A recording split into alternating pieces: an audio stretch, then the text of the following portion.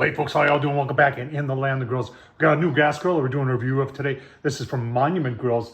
This is their Denali 405, 4-burner. It's got a side burner on the side. It's even got electronics with a probe and a probe that'll tell you what the temperature is inside the grill. It's propane operated, folks. It's pretty cool. We're gonna take a close look at it, show you the price, get into all the details, turn it on, do a puck test, see how evenly it cooks. And you know what? Maybe even cook some steak on it, see how well it sears. Let's get started. I'll just do a quick overview before we get to our price. I really like when grill manufacturers put lights on and you can see the display on the side and then the dials all light up. I just think it's a cool little thing, and it just clicks on and clicks off. Works very nice. Let's take a look at a couple of quick features in here and then we'll get to the price. Just quick overview because everybody's always asking. The most common questions are what the sizes are. So across it's 28 and it is 18 inches deep. Cast iron, and then you've got a warming rack up here. Looks like it's got some holes you could maybe put chicken legs through there, but the warming rack is 25 by 7. You've got 4 burners. They have an ignition, igniter start. You can light any one at any time. You don't have to light just one and work your way around. And then you've got the side burner over there. All right, a lot of stainless steel on this. It does have the window. And I'll tell you what, let's take a look at the price. All right, there it is on Amazon, folks, $700. All the best information you can get on anything you buy is going to be right there on Amazon. There's the product dimensions. You can see everything else that the finished type is stainless. Let's look down. It is 116 pounds, so it's got some heft to it. And let's look at a few others. So if you're interested, this does have Bluetooth and Wi-Fi, and I was able to get it connect. So if I can do it, so can you. It looks like they got a lot of cool little functions here that I haven't really played around with yet, but it looks like the gauge down there is reading 45 and that's reading 45 too. And it says that I have a probe in, which I do, but it says that's at 39. That's interesting. Right, so just sticking with the Bluetooth here, you can go into the probe. They give you one probe with it. It looks like it takes 2. And you can switch to whatever you want to do. So if you want to do, let's just say we want to do beef, and you can set it to what temp you want, rare, medium rare, and then when you're ready to go, let's say it's just medium rare, and then you start, and then it's you have your probe and your meat, and when it gets there, it'll tell you. All right, let's take a quick tour of the outside of the grill. Like I said, stainless steel. So I would still, if you're gonna keep this outside, I would still put a cover on it, folks. You've got 4 locking casters on there. I like when I put this together, and by the way, there's not gonna be any video showing how to put together. These things go together so well and so quickly these days. These manufacturers really got this down to a science where it makes it just easier for the end user to put it together. It probably took me 35 minutes total.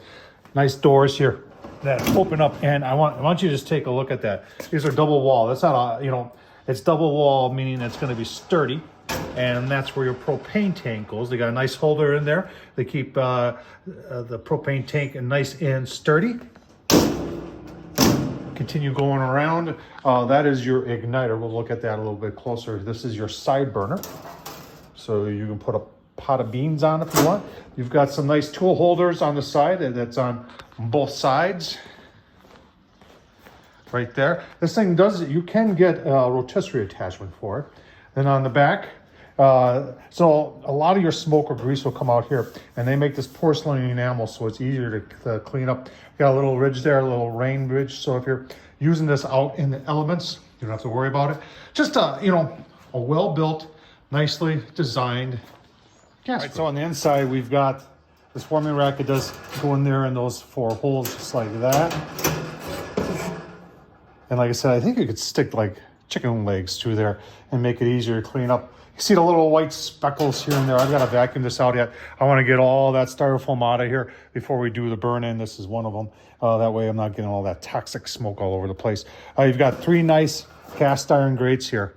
Good size on the cast iron grates. I like that. I'd rather cook.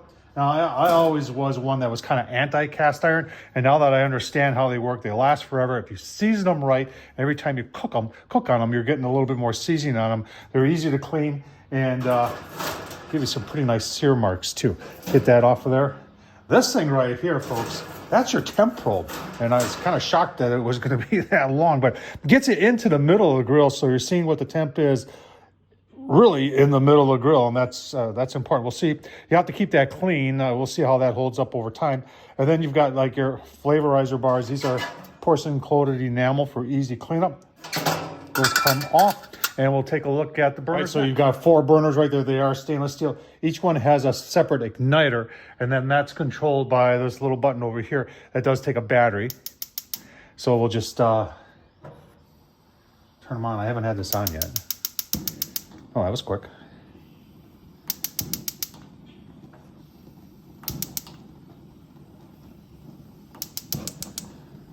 And then like if, say you want to kind of do something indirect on a gas grill, keep the 2 ones on the sides going, and you could just go like that, or put them on a little lower. Or say you're just trying to keep things warm, you could do the same thing and throttle down those side ones too. So I like that control. Then to restart them in the middle, you just turn on and then hit the button again. And just well built. Right, so on the outside, all that black, that is porcelain coated enamel also. And they tried to keep a whole lot of nooks and crannies out of there, so it's just easier to clean. You've got your drip tray down below. I like to align that aluminum foil, and we'll take a closer look at that next. All right, so there's your grease tray right there. They do have aluminum replaceable trays that fit in there, so it's easier for cleanup.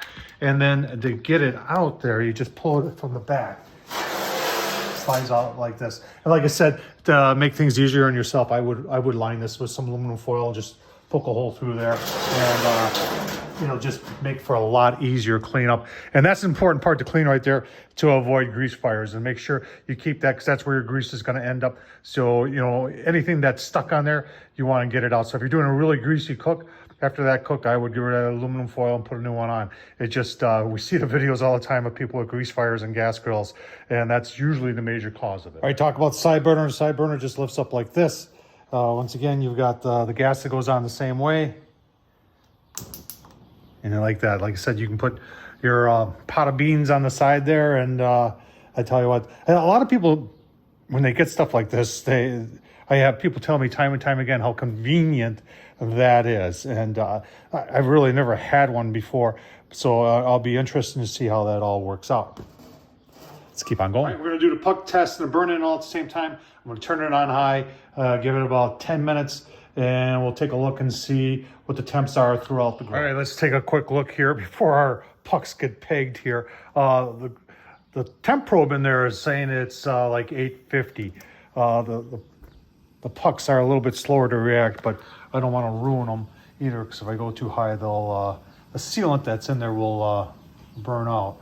And you can see we're pegged already over there. Pretty hot there, almost 600 there. I mean, everything's within. Top is obviously a little bit cooler, but pretty consistent so far. And like I said, where that probe is right in the middle there, and it's you can see it right there. It's right there's the tip right there. So it's reading closer to 867. So pretty consistent temps through there. I'm gonna get my pucks out of there before I burn them up, and we're gonna continue with the burn. I just thought I'd put my thermal on one of the grates right next to the puck, and you were all kind of over the place there. But upper 600s, which kind of coincides with what the pucks are showing. So pretty consistent temps. I just noticed this, when the grill's on, it's hot, the lights go red. That's pretty cool. Burner's not on, and it's blue. Blue for cold, red for hot. I kind of like that. Didn't even know that. All right, folks, burning's done. Everything's cooled off. It's like 2 hours later. Now I'm firing it up, and I've got 2 steaks I want to sear in here. And I'm just going to run these 2 right here. Got the center one off. As you can see, it's blue. And then I've got the other one, I think down toward low, just in case I want to get a little more heat on them once the sear is completed. Remember, that is cast iron grates in there. So we're going to get them good and hot. Spray a little oil on them, and try and season them up just a little bit. And then we're going to go ahead and sear those steaks. On the inside, I did put like I said I would, aluminum foil on that tray, which is going to make cleanup a lot easier. And you could do that, just not for this grill. Most gas grills have that tray underneath, and I would always recommend covering it in aluminum foil. Just makes cleanup that much more easier. Let's take a look at the steaks. Well, if you watch the channel before, you know I love my chuck eye steaks. There's something different here. 48 hours ago, I went and put favorite seasoning on there. This all-purpose black garlic seasoning. It's got salt in it and everything from my buddy Darren at Fire and Water. And I vacuum sealed them. They've been in the fridge for 2 days now. So these are gonna go on the cast iron, and oh man, the smell from that black garlic. Folks, haven't tried this. Gotta give it a shot. Let's get it on the grill. All right, let's get them on. We're gonna use, I know this is from Weber, but this stuff is the real deal when it comes. I did do a little oil previous to this, just to get a little no stick going on there, but the stuff from Weber really does not flare up, and it works well. So just like this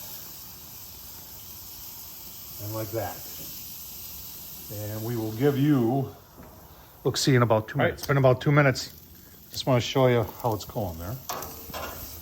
Find my elbow there. Oh yeah. So we're gonna move this over a little bit here. Same side. Put it on some fresh hot cast iron. Go another 2 minutes, and then we'll give them a flip. Let's take a look. See, 2.5 more minutes. We're gonna flip them over, and we're gonna put them right back where they were. Oh yeah, that's some nice sear on there. All around sear on there. Holy cow! Wasn't expecting that. Keep going here. Do another 2.5, and then they should be almost done. All right, another 2.5. These are ready to come off. Just want to give you a final look. See, that is some awesome seared steak, folks. That's coming off. Give you a look. See, once they get a chance to rest for about 5 minutes, and we're gonna let this run. Clean off those grill grates for a little bit, burn off any excess, and give you my final thoughts on the Monument Denali 405. Let's keep going. All right, so this is my favorite way to eat steak, and seared on the outside and rare on the inside. Oh man. Oh wow. Talking with my mouth full, sorry. Really like that 48 hour in the vacuum pack. Very good. You know, time will tell. I like the fact there's a lot of stainless steel in there, and that'll help with longevity. Somebody's gonna say, well, you didn't tell me what type of stainless steel is. I'm aware there's different grades of stainless steel. I'm not sure which one this is. Gets definitely hot enough. I like that it's got cast iron grades. Wi-Fi and Bluetooth. For a lot of people, that does something. For me, it's not that big of a deal. I like the side burner though. The more I think about it, the more I think having a gas grill with a side burner on really gives you a lot more opportunities and things to do. Having 4 burners gives you the opportunity to have those 2 off and do some indirect cooking with it. You can put chicken on the inside, get them hot enough, but not have any direct flame underneath, so it's not causing it to flame up, which is when you have a bigger gas grill, gives you that opportunity to do that. So the Denali 405, leave the link down below where you can get that at Monument Grills on Amazon. Tom Horsman on YouTube, thumbs up, leave a comment, and as always, appreciate you watching, folks.